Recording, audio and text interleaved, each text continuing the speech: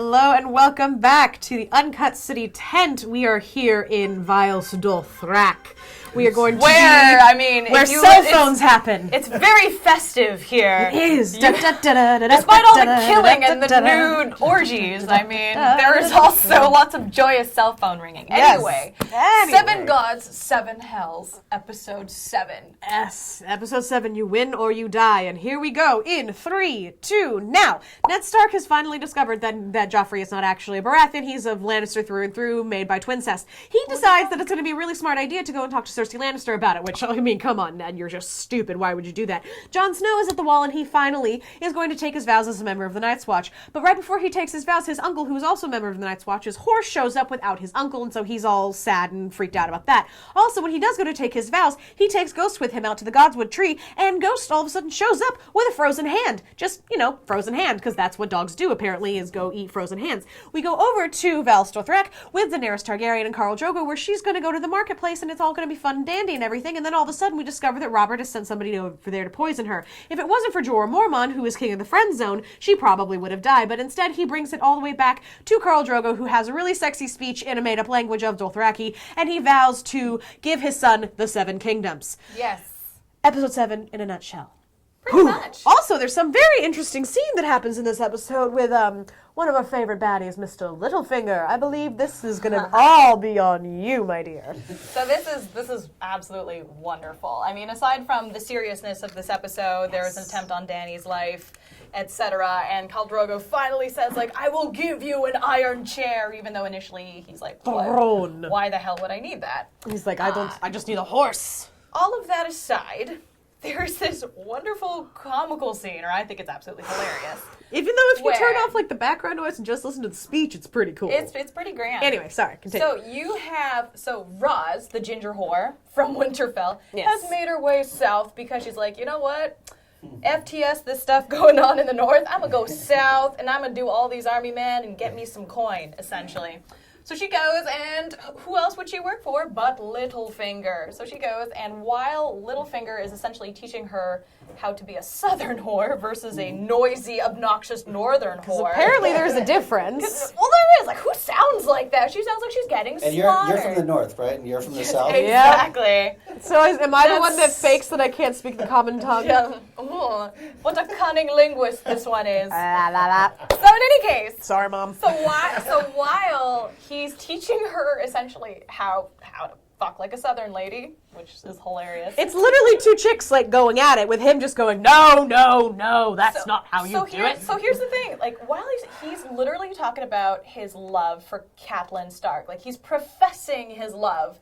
He's, it's very obscure, but we all know who he's talking about. He's talking about his childhood crush and, oh yeah, she loved me too. And literally, and I have this written down, I made this note, he's talking to her and he's like, oh yes, she was a beauty, blah, blah, blah. Play with her ass. Yes! That's literally a line. Literally.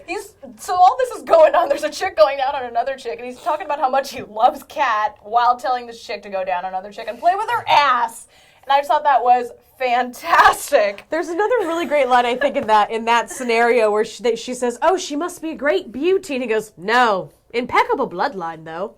So he really doesn't actually love Catelyn that much, I think. He just wants the bloodline because he wants to rule Westeros in the end, I think. I hope. I don't know. Ultimately, but I do genuinely believe that he loves Cat. I will say that. I think there's some childhood bond going on and some bondage going on. Speaking of bondage, so there was the attempt on Dany's life, and since she's becoming more and more of a Khaleesi, so her captor, the guy that was trying to kill her, she ends up tethering to her horse naked because what else do we need but more flaccid penis? Just it's literally just there. Now here's an interesting thing. We like to talk about foreshadowing and whatnot. Yes. So this episode is also the intro of Tywin Lannister.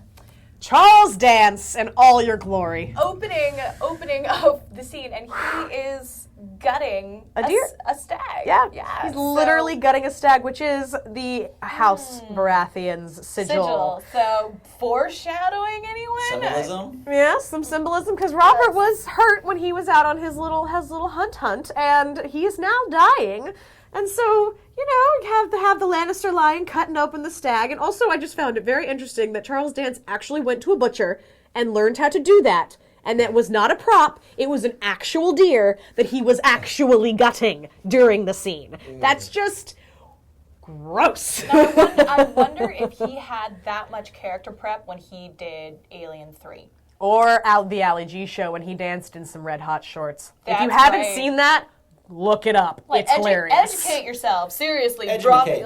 Educate yourself. Educate yourselves on Charles Dance's little red Because the more tushy. you know. The more you know. So wait, you think he gutted an actual alien? Yeah, exactly. It was totally real. It was method acting.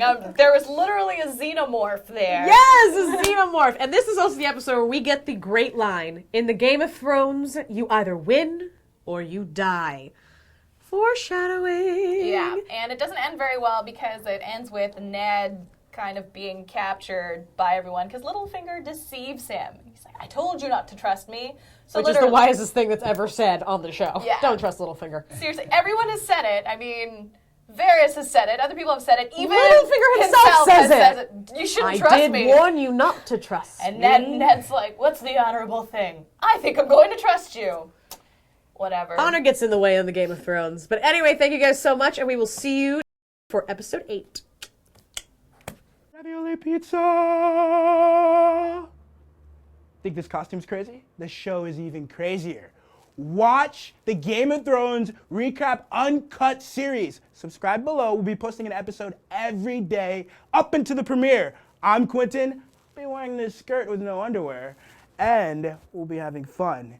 The gods are with you watching this show.